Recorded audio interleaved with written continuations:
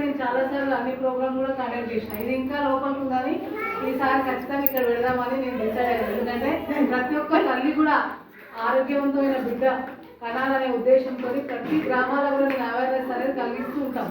Teachers అయితే ప్రతి month విహెచ్ఎస్ఎండి అని చేస్తూ ఉంటారు. 1 నుంచి 5 వరకు పిల్లల ప్రతి ఒక్కరి బరువులు చూచి మీకు టీఎస్ఆర్ ఇంటికి ఇస్తుంటారు కదా, గుడ్డు అవి మనం ఏమే మీరు ఫీల్ కావద్దు. మనం డైరెక్ట్ మనం మాట్లాడుతున్నాం ఏంటంటే ఏదో చెప్పిపోయింది అనకుండా మీకు 8 గుడ్లు ఇస్తున్నారు కదా, బాలామృతం ప్లస్ బాలామృతం ఇస్తున్నారా? మాట్లాడాలి మీరు చెప్పి వచ్చి వీళ్ళు కొడుతున్నారు అన్నది అంటే 6 నెలల నుంచి 3 సంవత్సరాలు ఇస్తారా? ఓకే, అది ఎందుకు ఇస్తుంది గవర్నమెంట్ అనేది తినాలి. పోషక లోపంతో ఇంకా మన దగ్గర పోషణ లోపంతో ఇంకా పిల్లల్లో పుడుతున్నారు. పుట్టిన తర్వాత కూడా వాళ్ళని సరిగా మనం పోషించలేక అంటే సరైన ఆహారం ఇవ్వకపోవడం వల్ల వాళ్ళు రకరకాల వ్యాధులకు గురయ్యి వాళ్ళు బరువులు అనేది ఎత్తు అనేది తగ్గిపోతున్నారు పిల్లలు. కాబట్టి ఖచ్చితంగా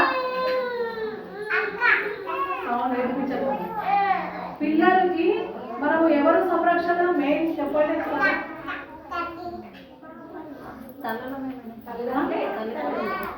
తల్లిదండ్రులు కుటుంబ సభ్యులందరూ బాధ్యత.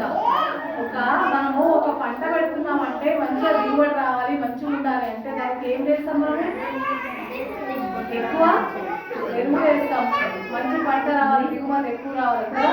కాబట్టి ఒక మంచి బిడ్డను కనాలి అంటే ఇంట్లో కుటుంబ సభ్యులందరినీ బాధ్యత, పిల్లల్ని తల్లి కూడా రావాలి. తల్లిదండ్రులు గతంలో అప్పట్లో ఏదో అప్పుడు 10 మందిని కూడా కనేవారు. కానీ మనకి ఎందుకంత బలం లేదు.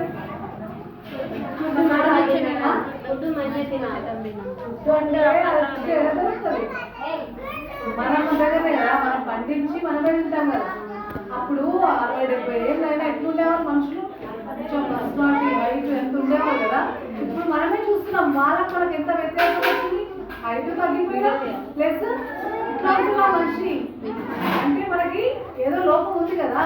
ఏమి లోపం అని మనం తినే ఆహారం అంటే పండించే పంటలు కూడా బాగా ఎరువులేసి పండిస్తున్నారు. కెమికల్ అయింది మన బాడీలో. ఇప్పుడు పిల్లల కంటే పుట్టిన పిల్లలకి టెస్ట్ చేస్తే వాడి బాడీలో కూడా ప్లాస్టిక్ లాంటి కణాలు ఉన్నాయి.